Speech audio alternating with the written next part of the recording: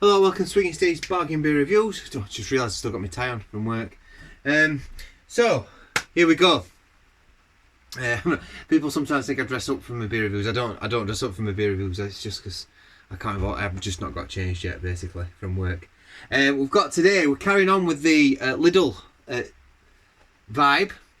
Now, when I went into Lidl the other day, there wasn't that much there. They didn't have all the core range stuff, so it's little dribs and drabs that I've got. I'm going to pay another visit to Lidl and try and pick some more stuff up.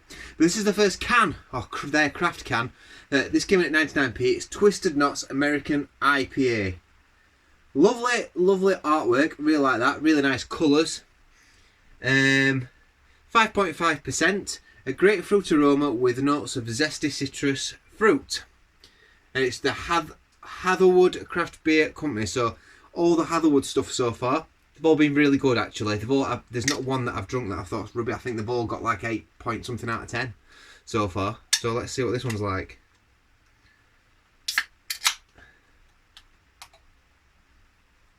Nice on the smell. Yeah, you're getting grapefruit on the smell. Grapefruit, a little bit of lemon, a little bit of orange. Yeah, maybe a little bit of pininess on that as well actually. This is what she looks like. So a nice rich toffee colour. Yeah. Jamminess on the aroma actually. Like a marmalade jam. For me. Smells good. So we've got about a finger's worth of light fluffy head there. Which is tan coloured. Yeah, getting lovely sweetness on that. So really like almost like strawberries and raspberries coming off it. But then like you got a citrusness there as well. Yeah, like a marmalade jam sort of thing as well. Anyway, let's go. Let's go in for the kill.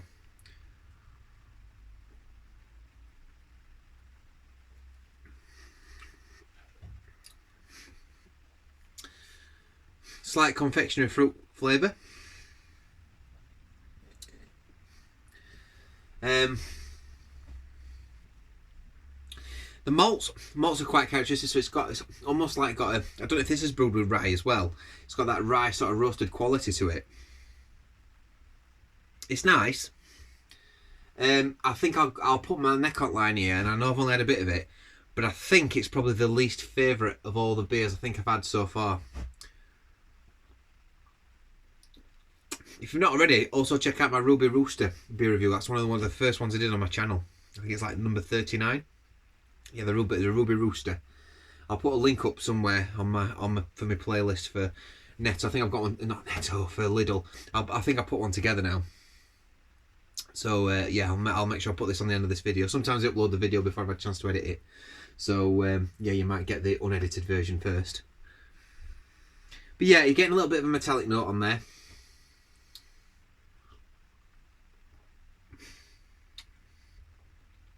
It's not really thin.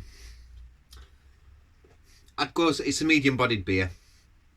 For an IPA, it's relatively thin, I suppose, but it's not bad. It's not bad. There's no bits left in there. There's no conditioning in this beer. It's not been conditioned. It's been filtered.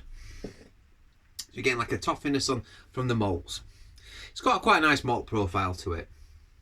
You're getting the citrus quality coming through.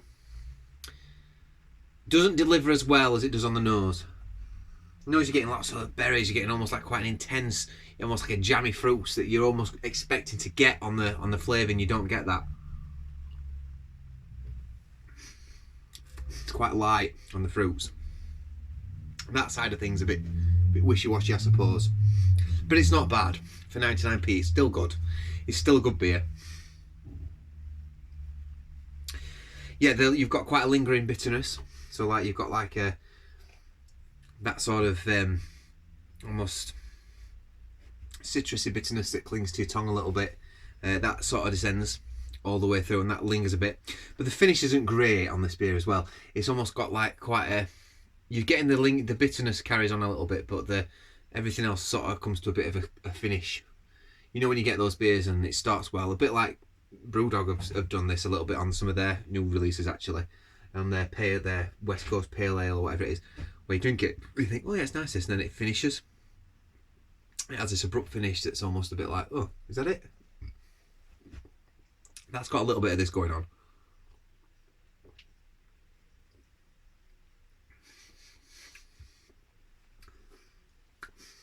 Yeah, you're getting a little bit like the one I had yesterday. The day before yesterday, I think. You're getting like caramelised fruit on this one as well. It's quite similar actually to the rye pale ale, this one. It's a little bit more bitter. It's got a little bit more of a citrus bitterness that runs through. It's a bit lighter than the other one, maybe, from a malt profile point of view, but although the malts are still quite domineering in this beer, shall we say. See what it says. So, Brewer's Guide.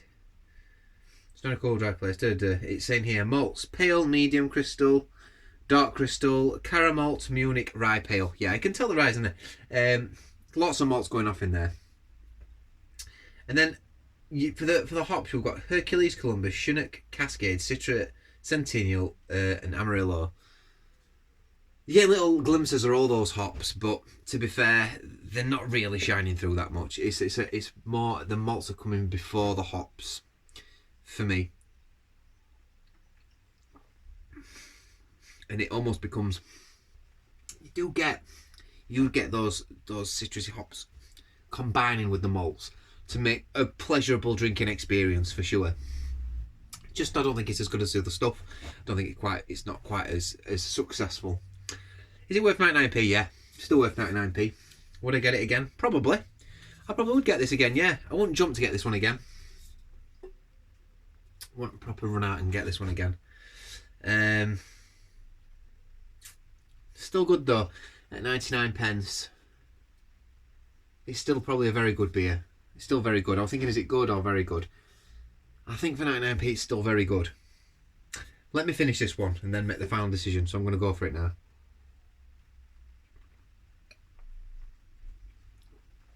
Is it Beer Dad Reviews who does a big gulp? I'm going for a big gulp now. If you're watching Beer Dad, I watch your videos quite a lot too.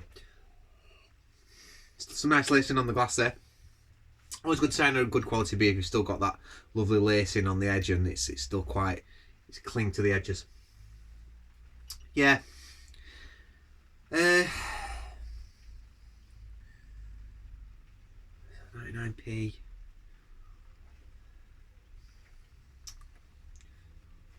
Trying to compare it to something. Probably to the one I had the other day, the pale ale one. I gave that like an 8.1 out of 10, I think. This is just a very good beer. I will give this 7.6 out of 10. 7.6 out of 10 for me. Doesn't quite do it as much as the other one did, but it's still by no means a bad beer. Some people might sway the other way. I mean, it's 5.5% as well. You've got a little bit more kick in you there. But I just think like it does feel a bit more watery, this one, overall. I wouldn't say it's a really thin bodied beer though. At the same time, I just think it is after the standards that have been set by the other beers, this one does somehow feel a bit more watery maybe. Anyway, there we go. That's my opinion on this beer. I still think it's very good. It's a 7.6 for me. Thanks for watching again, and hopefully I'll see you on the next review. Ta-da!